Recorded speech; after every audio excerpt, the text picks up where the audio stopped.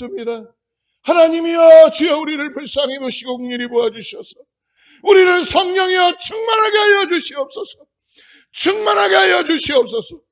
그래서 아버지 하나님 주님 앞에 나온 우리의 심령 가운데 하나님이 주시는 힘과 능력으로 일어나게 하여 주시고 말씀을 따라서 아버지 믿음으로 새로워지게 하여 주시옵소서. 오늘 하루를 주님 앞에 다시 한번 아버지 우리가 믿음으로 나아가길 원합니다. 성령께서 역사하여 주시옵소서. 예수님의 이름으로 간절히 기도드립니다. 오늘부터 에베소서 말씀을 같이 나눕니다. 에베소서 1장 1절부터 14절까지인데요. 에베소서 1장 1절부터 14절.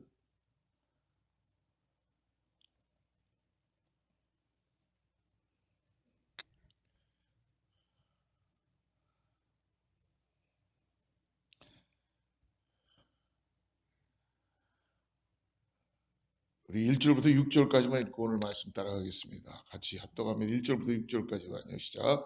하나님의 뜻으로 말미암아 그리스도 예수의 사도된 바울은 에베소에 있는 성도들과 그리스도 예수 안에 있는 신실한 자들에게 편지하노니 하나님 우리 아버지와 주 예수 그리스도로부터 은혜와 평강이 너희에게 있을지어다.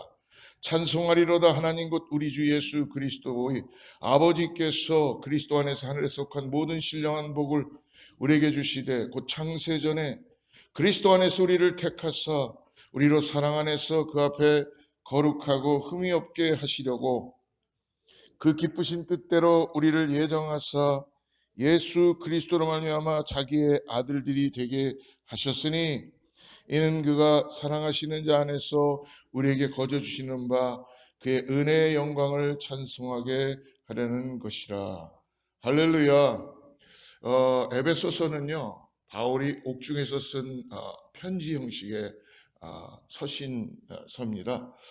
빌레몬서, 골로새서, 빌립보서 이런 모든 것과 함께 바울이 옥중 서신의 하나인데요. 에베소서는 아직도 중심이 뭐냐면 질문을 던집니다. 교회가 아직도 소망인가? 예, 그렇습니다. 여러분, 교회가 이 땅에 아직도 유일한 소망인 걸 잊지 마시길 바랍니다. 그걸 믿음으로 바라보는 자는 하나님께서 이 땅에 소망을 교회에 뒀다는 것, 즉 저와 여러분들에게 우리에게 구원하심으로 인하여서 에베소 교회를 사용하시는 것처럼 유일한 소망이라는 것이죠. 에베소서는 그러므로 우리에게 임한 하나님의 놀라운 은혜가 무엇인지를 계속적으로 우리에게 보여주게 될 것입니다. 성령이 역사하셔서 우리가 믿음의 눈을 열고 오늘 에베소서의 바울이 하나님 뜻에 의해서 주시는 말씀을 우리가 받을 때에 우리의 영혼이 새로워지고 교회가 새로워지고 하나님을 향한 우리의 방향이 달라지게 될 줄을 믿습니다. 그러므로 교회가 하나님의 계획에서 떼어낼 수 없는 소중한 공동체라는 것, 오늘 에베소서를 통해서 우리가 알게 될 것이고요. 에베소서는 교회가 바울이 3차 선교 여행 때 거진 3년 정도를 에베소 지역에서 머물렀어요. 그러면서 거기서 말씀을 가르치고 그러면 세웠던 아주 하나님께서 기뻐할 수 있는 교회였습니다. 그러나 그 에베소라는 지역은 우상도 많았고 굉장히 풍성했고 거기도 역시 항구 도시 비슷한 곳이었는데요. 그러다 보니까 이방인들에게 복음이 전해지기 시작하면서 유대인들이 또 똑같은 일들이 발생하게 됩니다. 계시록의 에베소 교회 7교회 중에 에베소 교회를 말씀하죠. 너희들이 다 가진 것 같다. 다 있다. 그러나 한 가지 책망하는데 뭘 책망합니까? 처음 사랑을 잃어버렸다는 그 에베소 교회를 다시 처음 사랑, 우리도 마치 오늘 에베소를 통해서 우리의 사랑이, 하나님을 향한 사랑이 회복되는 역사가 있기를 주로 축복합니다. 오늘 사도 바울은 에베소 교회 성도들에게 보내는 이 편지에서 오늘 에베소의 첫 부분을 우리가 나누는데요. 오늘 본문을 통하여 먼저 우리에게 주시는 건 뭐냐 하면 하나님의 뜻을 하나님의 경륜 가운데 눈을 열고 보아야 된다는 거예요. 여러분, 우리가 항상 어디에 가도 숲을 보면은 잘 모르죠. 근데 거기에 망원경을 갖고 가까이 들어가게 되면 나무들이 보이기 시작하는 것처럼 똑같이 하나님의 은혜의 말씀을 오늘 사도 바울이 에베소 교회 가운데 전해지게 됩니다. 1절을 다시 한번 보겠습니다. 1절 같이 읽습니다. 하나님의 뜻으로 말미암아 그리스도 예수의 사도된 바울은 에베소에 있는 성도들과 그리스도 예수 안에 있는 신실한 자들에게 편지한다라고 말씀합니다. 자신이 오늘 바울이 뭐라고 고백합니까? 내가 예수님의 사도다라고 먼저 증거해 주고 있어요. 여러분 놀라운 증거 아닙니까? 바울은 여러분 원래 예수님의 사도로 부르심을 받지 않았었어요. 반대로 다메섹 도상에서 사도행전을 보면은 바울은 사울이었습니다. 바울은 예수 믿는 자들을 일부러 잡으러 갔던 그런 사람이었어요. 그런데 바울이 결국은 하나님을 예수님을 만남으로 인하여서 그의 삶이 예수 그리스도의 복음을 전하는 자로 사용되는 것을 볼 수 있습니다. 사랑하는 성도 여러분, 예수님을 만난 이후 핍박자였던 바울은 뭐로 바뀌게 됐습니까? 전도자로 바뀌게 됐어요. 우리는 다 어떠나요? 우리도 다 그런 사람들 아닙니까? 여기에 앉아 있고 우리가 뭐 어떤 분은 나는 날 때부터 모태 신앙이에요 라고 얘기하지만 저 같은 경우도 그렇게 얘기할 수 있겠습니다. 하지만 실질적으로 예수님을 온전히 전하지도 못했고 예수 따라가 사는 믿음의 삶을 살지 못했었습니다. 그러나 성령이 역사하고 나의 삶 가운데 주님을 온전히 붙잡고 나가니까 우리도 동일하게 바울처럼 주님만을 의지하고 살아가는 믿음의 사람들이 되는 줄을 믿습니다. 그러므로 바울이요 오늘 이 바울이 변화돼서 복음을 막 증거하고 이제 예수 믿는 자들을 잡으러 다녔던 사람이 갑자기 바뀌어서 복음을 증거하러 다니니까 소문이 나기 시작했을 거 아니에요. 사람들이 다 믿지 않았어요. 저 사람이 가짜로 이렇게 해갖고 더 많이 잡아들이려고 한다 그래가지고 바울을 더 경계하기 시작했는데 하나님께서 베드로와 바울을 부를 때 하나님의 뜻이 있다는 걸 가르쳐 주시죠. 바울은 어디로 부르셨습니까? 이방인의 사도로 부르셨습니다. 바울은 결국은 이방인을 향하여서 계속 복음을 전하는데 더 멋있는 건 뭐예요? 유대인들에게도 회당에 들어가서 계속 복음을 전하면서도 이방인들과 같이 돌아오게 하는 바울을 하나님께서 사용하게 되는 걸 볼 수 있습니다. 그 복음이 전해지고 연결되어서 오늘 우리들에게 이 새벽에 이 에베소서를 통해서 하나님의 은혜를 경험하게 될 줄 믿습니다. 핍박자인 사도 바울을 부르신 하나님의 뜻은 처음에 예루살렘 초대교회의 이 성도들에게는 이해할 수 없는 것이었지만 하나님은 결국은 복음을 들고 나가는 바울에게 진짜를 가졌으니까요.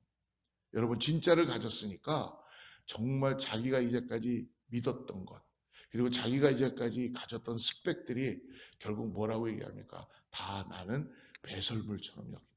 이거는 그냥 기분 좋아서 뭔가 내가 그런 것이 더 좋은 걸 가졌다는 거예요. 할렐루야. 사랑하는 성도 여러분, 오늘 우리 또 사랑하는 자매와 형제가 결혼식을 갔는데요. 제가 함께 기도하는 소망은 뭐냐면 이들에게도 이 가정에도 또 우리들 모두에게도 결국은 예수 그리스도가 소망이 되는 줄을 믿습니다. 우리가 남기고 전해줄 수 있는 건 자녀들에게 그것 말고는 없는 것 같아요. 결국은 거기에 생명이 있고 우리의 삶에 보이지 않는 하나님이시지만 우리 인도에 가시기 시작하고 그리고 하나님의 성령이 우리를 은혜 가운데 역사해 줄 줄 믿습니다. 하나님의 뜻으로 이방인의 사도가 된 바울과 같이 죄인이었던 우리는 그러므로 예수님의 은혜로 하나님의 자녀가 되었습니다. 이 놀라운 사실 역시 하나님께서 저와 여러분을 향한 계획입니다. 5절 말씀을 봅니다. 5절 같이 읽습니다. 시작. 하나님의 뜻대로 우리를 예정하셔서 예수 그리스도의 십자가를 통해 성도들이 하나님의 자녀가 되게 하셨다라고 고백하고 있습니다. 우리를 하나님의 자녀가 되게 하셨다는 거예요. 근데 그 이유가 6절에 밝혀지고 있습니다. 6절 같이 봅니다. 시작. 이는 그가 사랑하시는 자 안에서 우리에게 거저 주시는 바 그의 은혜의 영광을 뭐하라고 해요? 할렐루야. 바울이 6절에서 말하는 은혜의 영광. 여러분 하나님께서 독생자 예수 그리스도를 십자가에서 죽게 하심으로써 우리를 구원하신 이것이 바로 은혜의 사랑인 것을 믿으시길 바랍니다. 은혜는 뭐예요? 사랑은 뭐예요? 은혜는 뭐예요? 거저 주시는 거잖아요. 거기는 값을 따질 수가 없습니다. 하나님이 바로 우리를 예수 그리스도를 통하여서 십자가에서 구원하신 이것이 바로 하나님이 우리에게 은혜로 찾아오셔서 사랑으로 찾아오셔서 우리를 구원하신 것이라는 것입니다. 그러므로 죄인인 우리를 하나님의 자녀로 삼아주신 뜻 바로 예수님을 통하여서 구원받고 죄인에서 바로 하나님의 자녀가 된 우리가 해야 될 게 뭡니까? 오늘 말씀하죠. 하나님을 찬송하는 거예요. 하나님을 찬송하는 거예요. 할렐루야. 여러분 그러므로 우리가 천국에 가면은 할 수 있는 게 딱 하나라 그러잖아요. 천국에 가는데 하나님 앞에 있는데 우리가 뭐 거기서 기도를 하겠어요? 하나님하고 함께 있는데. 거기다 또 하나님 함께 있는데 말씀도 그래서 말씀도 패하고 기도도 패하고 우리가 하는 게 뭡니까? 거룩하다 거룩하다 할렐루야 하나님만 찬송하면서 나아가게 될 줄을 믿습니다. 사랑하는 성도 여러분, 그러므로 바울이 6절에서 말한 이 찬송은 세상의 유행가나 사람들의 이 사랑 노래가 아닙니다. 여러분, 그런 어떤 사람들의 수준이 아니라는 것입니다. 이건 하나님께서 베푸신 놀라운 구원의 사랑과 은혜에 대한 하나님을 향한 주시는 자녀만이 부를 수 있는 찬양이라는 것입니다. 우리는 이러한 찬양을 우리에게 베풀어 주셨어요.